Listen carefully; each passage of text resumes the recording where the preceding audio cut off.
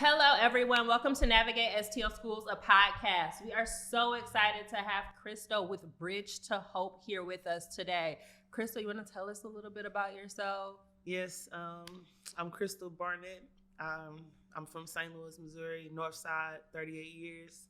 I have two children. My son just graduated from John Burroughs, so I'm excited to get him off to college. I also have a 9-year-old who's at City Academy, and we're excited about her progress going to fourth grade. Um, what else about me? Oh, I'm a St. Louis U graduate. I was also a Job Corps member at one point in my life, and I'm just happy to be here. Awesome. So we like to start off everyone with the same question. Tell us about your personal K-12 education experience. Whew. All right, let's get started. So I started in parochial schools, a school called St. Engelbert. In the third grade, I was in a classroom where there was a teacher there who really had a problem with colorism. So I was being failed in the third grade, straight F's across the board. My mom came in and transferred me out to Scullin School. When I got to Scullin School, it was like a culture shock because I had never really been, I guess, in schools with my peers where it wasn't really constructed like parochial schools are. So it was different. And then DSEG popped up. So I was transferred to DSEG to Ladue, and that's where I had third grade to 12th grade, which was odd. And I'll say why. So when I got out to Ladue, it was my first time being in classrooms with children that were not Black. It was predominantly white school. We were treated differently because we were DSEG students, so naturally they thought we were either dumb or poor or whatever they thought we were. And it was interesting that the kids coming from my neighborhoods and Southside City were kind of outperforming them. So it was odd to navigate. I can say that. But I did graduate and I did learn a lot. So that's the positive side of going out through the DSEG program. Okay, so talk to us a little bit about what Bridge to Hope is, why Bridge to Hope exists, and what inspires you to do this work. Bridge to Hope is, one is a bridge building situation. So what we learned was there was people on one side of the fence who people were blaming for kids not being educated. Those would be parents. What we saw on the other side of that bridge was the system, the teachers, the administrators, the leaders. And what we didn't see is a whole lot of partnership. What we started to learn through Bridge to Hope is that parents just didn't know. When we started talking to them about school data or where your child is or accomplishments or anything dealing with inside the school space, those parents would then tell us they felt left out of that space, or they didn't know how to navigate that space, or they felt attacked in that space. So when I got to thinking about why we needed to start Bridge to Hope, it took me back to when I was a 19-year-old parent. I didn't know what I didn't know either. And if people hadn't poured into me, told me how to research, helped me raise my son, gave me guidance, then he wouldn't be where he is. So then we started doing that. We go outside, we talk to people everywhere, gas stations, Walgreens, parks, schools, pickup lines, and we just start asking people, what is your education experience? And what we learned is that their experience wasn't the best, but they didn't know how to get to the best result. So that's what Bridge to Hope is. What we teach parents to do is to advocate first. But first you have to connect yourself to your own why.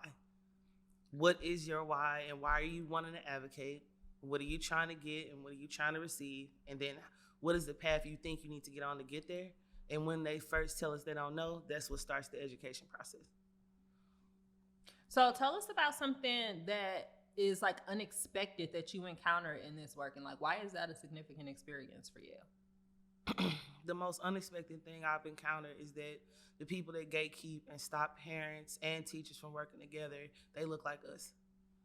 So it was very strange to me to see people in spaces of leadership who wanted to shut the doors to people who just wanted to learn and grow and demand the things for their children that their kids deserve, which is quality schools and to thrive. I think what hurts about that situation is in our community, especially in the Black community, we know that 88% of Black children are the ones that are being failed. Those parents of those children need to be involved and incorporated in decisions made for their families. And when we see people that look like us blocking us from doing what you say we need to do, then it makes the work for us more difficult. Okay, you just dropped some stats about Black students and brown students, and mentioned that the Black and brown people are the gatekeepers that are involved in this process a little bit. Can you tell us why it's important for parents, particularly parents of Black and brown students, to be involved in their child's education? I just want to be honest with parents. There's someone out here telling your story, and it's not you.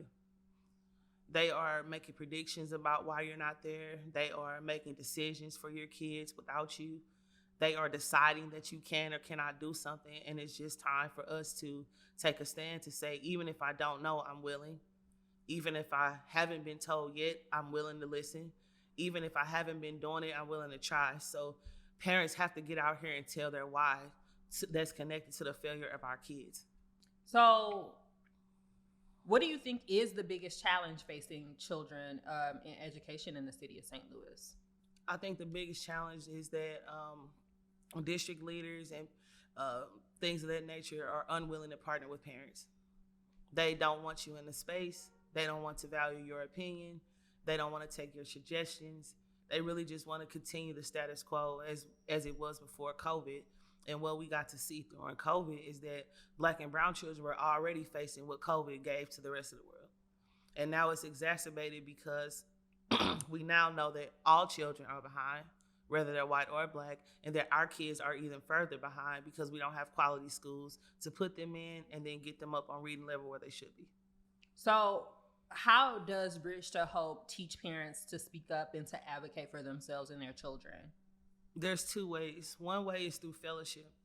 What fellowship does is fellowship takes you through the landscape of how the system operates, the accountability, the data, the requirements of the state, what your role or rights are as parents, and then how do you then turn your anger into cold anger and go in and start advocating towards results. The second way is to get out here and take action.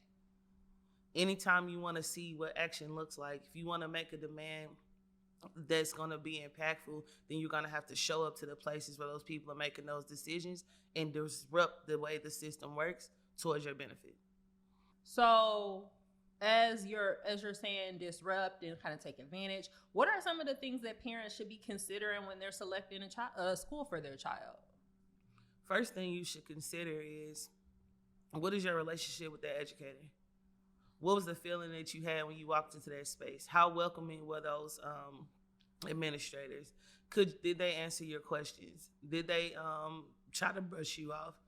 And then also pay attention to your child's response. And then pay attention to the data. So we go to school to learn. I do think sometimes that schools are laid with tons of responsibilities that are outside of educating students, and that's where the parents come in. If we then know what we need to do on our side, then we could put a demand on the school to do what they need to do on their side. Those are the things that we help parents to understand. And the truth is that we also work with those educators to present things in a way where parents can understand. Everybody's education level is not the same. So if you learn to communicate with the community in a way that makes them welcome in that space, even if your child is struggling, it'll make for solid foundations along the way for those kids, regardless of whatever type of parent you are. Okay, so speaking just on the subject of parents, you talked about gatekeepers, but what are some of the other challenges that parents face when it comes to advocating for their children in a particular school or school system? And then what do you hope that parents' role will be when it comes to education reform in the city of St. Louis? Barriers for parents could be multiple jobs, not enough children's support, dealing with housing, mental health, things of that nature. What we do hope to do is connect those parents with the resources that help with those things so that they can then focus on the priority of fight for their kids' education. Our goal for those parents are to become strong parent leaders. So it's not just that you go in and advocate and get for your child, but you're creating a base of parents that are doing that the whole time in the community of school that you attend. And that you're leading the conversations with other parents and bringing them in and educating them too around what they could do to keep demanding quality and holding the districts accountable to educating all kids well. So what gives you the most hope when you think about the future of education in the city of St. Louis?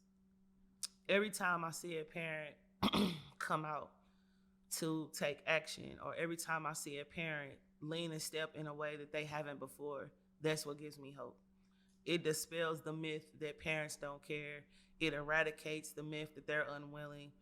It proves to the folks that need it to be proved to that we do care about our own kids, and that we are astute enough and smart enough and intelligent enough and important enough, and we care enough about our kids who we believe are important enough to keep coming and showing up until you start doing the things you promised to do, which is educate our kids. So, what do you think is the most important thing for parents to know in this moment about education, about the city of St. Louis, about how to advocate, whatever? Like, what do you think is the most important thing for parents to know? I think the city of St. Louis is ready for us to stand up. That's the most important thing. The second most important thing is that you're going to have to show up. There's no more mental ascension to things you say you believe in, like equity or equality. There's no more sitting behind your desk just hoping and praying that somebody else will do it because you don't think you have time. I do think the most important thing a parent can do right now is to continue to show up and speak out. And do it together in large numbers. The larger the numbers, the greater the unity, the better the changes.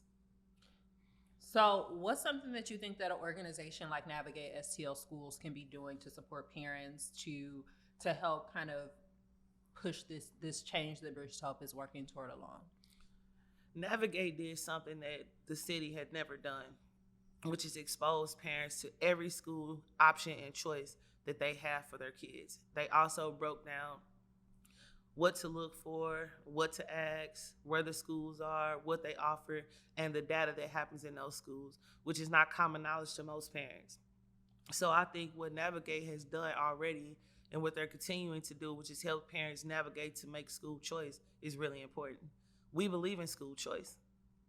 We believe in school choice. We believe in public schools. We believe in charter schools. We believe in wherever you want your child to be, that school should be a great place. And I think that parents who never knew that they had other options now can use Navigate as a space to knowing that here's other options out here, and this is the way I can navigate my child to the school that would best fit them.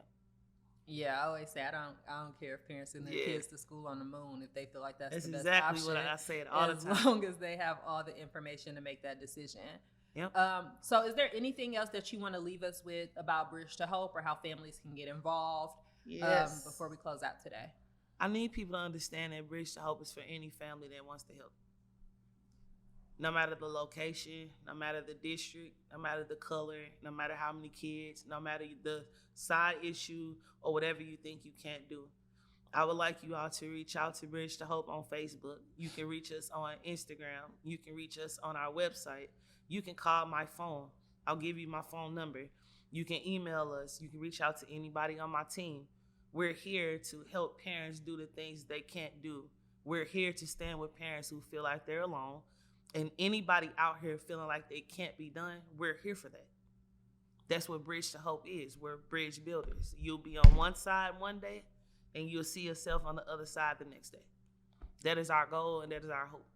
Awesome, Krystal. Thank you so much for your time. It was a pleasure talking to you today. Thanks for having me. And thank you guys for listening. Have a great afternoon, morning, whenever you're listening. Have a great afternoon.